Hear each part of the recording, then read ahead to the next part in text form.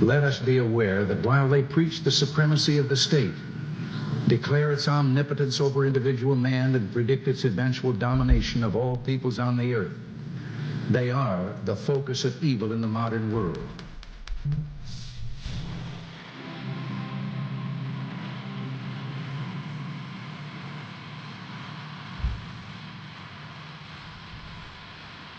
Gentlemen, this is the Democracy Manifest. America will find you, and we will bring you to justice. He came, he saw, he died. Ladies and gentlemen, we got him. Good morning, ladies and gentlemen. It is July the 18th, 2023. I forgot to do my Pilates this morning, so my brain is a bit foggy. Oh yeah, first off, please like, share, subscribe, tweet, Instagram, Facebook, tag your mom, tag your grandma, everything in between. Please get anybody you think might laugh at either how sultry my voice is or how silly my words are. Please share it with them. I have to remember to do that at the beginning of every episode. But today is going to be a continuation of the last episode I released last week about the 7 things that Americans have to deal with when living in Europe for so long. Today, I've been told by a couple of different people that I'm a bit too harsh on Europeans, more specifically the Dutch and the Netherlands. I'm a bit too harsh sometimes with my criticisms and my words, my jokes. So I thought it would be very nice and polite to make a small list about the things that are nice, the things that Americans can enjoy when living in Europe. Unfortunately, in the beginning, when I made that list, it was not very long. I got like halfway through the first topic and decided that was bullshit. But alas, I prevailed. I came up with a couple of good thoughts and ideas. Primarily, the first and most obvious thing that you will notice when coming to Europe is, of course, the architecture, the buildings. It seems that once upon a time, and this varies from place to place, from Paris to Rome to Milan to Amsterdam to London, it varies in time, era, but once upon a time, it seems these silly-hatted people were able to put up some pretty decent-looking places, all right? If you go to Paris, I mean, the Parisian streets, they're gorgeous. No one can deny that. Men have been taking their women there to get laid and proposed for since time immemorial. The streets of Rome, everyone wants to walk the streets of Rome with a bottle of wine. The blood of gladiators, the blood of tyrants have all been spilled on those beautiful, beautiful stone streets. The cobblestone streets of London. Ye old London, not the new part, the ye old part. Where the carriages used to trot, where Shakespeare used to serenade his thoughts. It is undeniably, undoubtedly a beautiful, beautiful city. You have Milan, Florence, Venice. These are all Venice. Come on, who can say that that's not a beautiful, beautiful, picturesque heritage site? Even I think it might even be a heritage site. I don't know. But the architecture in general is beautiful. Now, things do get a little odd when you get over there in Germany way. They had some troubles back about 100 years ago. They had some troubles. I'm not going to get into it, but a lot of their buildings seem to have mysteriously fallen down And what they decided to rebuild was not exactly pleasing to the eye. I think they still had a little bit of frustration, a little bit of anger about why those buildings toppled. So they didn't actually rebuild them from the with the best of their abilities, with their hearts really there. So it gets a little weird. And then when you get over there in Finland and Estonia, it's nothing to write home about. And God forbid get over into the east, Serbia way. Ugh. Yeah, we'll leave that one to Russia. That was their fault. That was the commies. Blame it on them. But undeniably, the architecture in Europe puts America to shame. You can go from beautiful coastal villascapes in Spain and Italy, and to the Tuscan relaxation, to the Greek Isles, to the Parisian city streets, and everything in between. It's absolutely gorgeous. There's variation. It's not like America where every city pretty much looks the same, save a few of those Philadelphia, Boston type places. But mostly, a suburb is a suburb anywhere you go in America. The skylines are a wee bit different, but overall, same but different. So, the architecture. The next thing, obviously, and look, this one is on a really thin line right now, but the culture, they do have a culture. They have cultures. That's the good part. Many cultures. Most of them are not long for this world. They are being removed expeditiously. But there is culture. You can still go, to the countryside in Italy, and you're going to find people who are extremely, extremely Italian. I mean, they probably bleed pasta sauce. The grandmas, I don't think they know how to do anything else than cook and like hug and kiss. But they have a culture, they have that certain something that, as the French say, that je ne sais quoi, that makes up a place, a time. The Greeks undeniably have a culture, and they are proud of it. The French, proud of their culture. Now, again, I will repeat, many of these places, their cultures are holding on for dear life, but holding on. So if you can, go enjoy it while it lasts, while it's there. Some of these cultures are a bit goofier than the rest. Like, I think anybody can appreciate a nice Italian countryside. I think going to the French Riviera is probably on a lot of bucket lists. Living it up on a Greek island for a month, wonderful. No one would complain. But then you got to deal with the Dutch. I don't know. That wasn't mean. The Dutch, though. Come on, nobody. Dutch culture. What, you want to ride a bicycle in the rain? That's fun. Oh, great. You want to jump over canals? You want to get drunk and jump over canals? Ooh, so culture. You want to take a bunch of ecstasy and just fucking bite your mouth all night and then go home that night with a girl taller than you? Nobody wants to do that.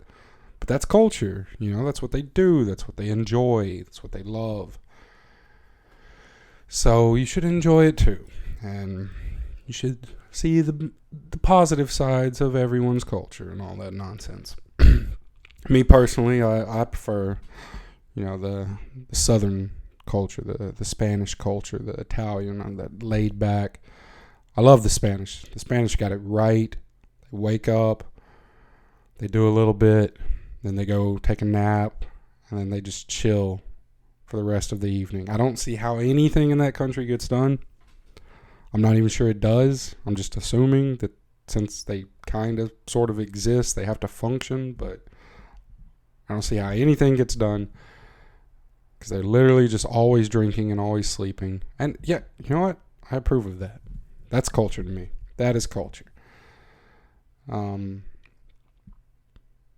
Obviously, okay, so on the next thing that Americans will obviously get to enjoy by living in Europe, the women are phenomenal, leagues above American women, and that's not even a contest. Now, yes, sure, America probably has the top-rated women. Okay, we've got our Jessica Albas, our Halle Berrys, those types, our Angelina Jolies. But overall, if you just scooped out 100 random women in America and plopped them down against 100 random women in any country in Europe, any country would win against America.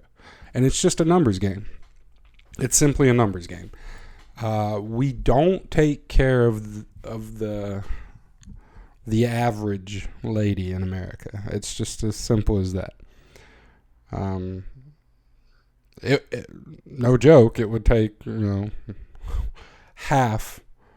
It would take 50 American women to weigh as much probably as 100 European women. And now I'm not fat shaming. I'm just, that's our culture. That's America's culture. That's what we seem to enjoy. Just big old farm pigs.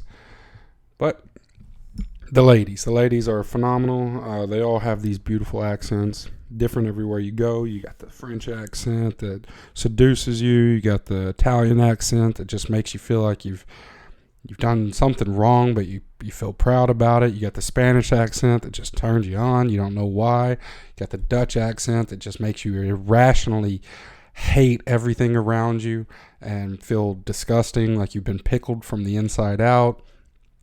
You got the Greek accent, which that is also a little bit scary. You don't know what's going on. But the accents, they just say, there's something about it. It triggers the brain a little bit. And then next, on top of that, the men are also way more gorgeous than in America. And again, we have the top ranked ones, okay? We are the best. We've got our Brad Pitts. We've got our Leonardos. We've got all the greats. But on average, most of our men either look like lesbians or mountain gorillas. And most men in Europe look like handsome duels, Now, that's not to say, and see, this is conflicting for me. I don't like walking these streets and looking at beautiful men making me feel all insecure.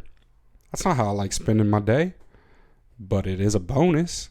I also don't want to be walking around looking at a bunch of trolls, but, again, it's culture, okay?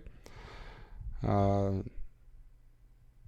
again, that does change depending on where you go. I think if you're walking around, the Netherlands or Sweden or Norway, the Scandinavian countries, you've got 7-foot-tall Vikings everywhere with gelled back hair. They look gorgeous. It makes you feel awful. Luckily for myself, I'm very tall, so I blend right in. Just as handsome, just as tall, just as physically perfect. So nothing stands out. But for less fortunate fellas, it might be quite intimidating. So you'd want to go somewhere a little to the south. Once you get down there with the Spaniards, they're a little smaller, a little darker.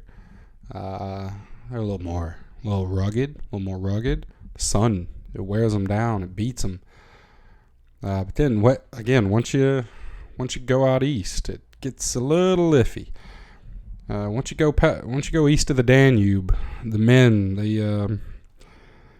If you could imagine what a bottle of vodka looks like as a human, that's it. Just imagine a potato that drinks its own piss. That would be what the average Slavic man looks like. And luckily all the women are beautiful, and all the men look like drunken potatoes. So, hey, it's good odds for the rest of us. But, again, culture. We cannot stop emphasizing culture. Everyone has their culture. The culture in the East is, the men just get drunk and beat themselves up with sacks of potatoes, and the women all sit around and, I don't know, put on makeup and turn into lesbians or something. I don't know. I really don't get it. It's a foreign world to me, but I'm hoping to understand one day. And obviously, the last thing I can think of, I tried to come up with 7. I couldn't. But the last thing I can think of is the history. I'm a history buff. I love history. I think history is very important. No, we can't do anything now or in the future without understanding where we're coming from. I know that sounds cliche, but it's true. But Europe is filled with history everywhere you go. I mean, I can walk down the street. I'm looking at buildings 500-600 years old. I know, okay, in this square in 1662, this happened. Over there in that courtyard in 1480, this happened. It's awesome. It's like finding treasure everywhere you go. Just historical treasure, where you just think, wow, this building, this street, whatever, has been sitting here watching stupid people like myself pass by for centuries. And it makes you realize that nothing ever really changes. It's, the old same shit, different day mentality. It kind of puts into perspective that all the shit that we complain about as people, as society, ultimately is nonsense, is bullshit. We could get the fuck over it. It also makes me thankful that we have made such improvements. So, but then it makes me resentful for the people complaining that we haven't made improvements, because it's like right near me there's a place where the people drug out the politicians. Now, this was hundreds of years ago. I'm not going to be specific, but this was hundreds of years ago. The people drugged the politicians out into this courtyard, dismembered them, drawn and quartered, and created a revolution. Okay? Right there. And there's signs. There's plaques everywhere saying, hey, this is a memorial for this and this and this, blah, blah, blah. And yet we have people... And this was all because they were starving. The people were starving. There was plague, pestilence, everything. It was a horrible time. So people came out, drug out these rich guys, drawn and quartered, the whole lot. And yet now we have people sitting, unironically, on that same street, protesting about the most nonsensical, bullshit, mundane things you can imagine. And they'll just sit there all day. And people will ride along with it. But then when it comes time to protest real problems and real plights of society, yeah, everybody's quiet. So that's another thing that I think the Europeans have a little bit different. Apathy toward actual issues. Europe has been, not plagued, but has been the center of turmoil. Maybe not more than the rest of the world, but certainly longer in a continuous cycle. Every 50 years, there's something going on in Europe that's a crisis. Okay, it's been like this since 12, even further, I don't know, since Christ himself walked the earth. So it's like the European people are just worn out with giving a fuck. Like, they just don't care anymore. So their governments are allowed to just walk on past them, do whatever they want. Most people are just like, fuck it, don't care. As long as the wine keeps flowing, as long as the croissants keep baking, we don't give a fuck. Now, again, ironically, it is the new culture, the new cultures that are arising in Europe that are the ones that are the most vocal about issues, problems. So that's kind of funny. So new culture protesting the apathy of the old culture, creating newer culture. Wow. God damn it. Give me a degree in something. That sounded pretty smart. But yeah, overall, it's not so bad. I know I shit on Europeans and Europe and Netherlands a lot, but it's not so bad. Although the weather this summer sucks. They keep saying it's like the hottest summer on record on Earth. Where? In fucking in the south dick tip of Italy? Where? Where is it the hottest summer on Earth? Because I want to go there. Take me there. Like, everybody else come fucking sit here in the gray skies every day. I'm trying to get some sun. All right?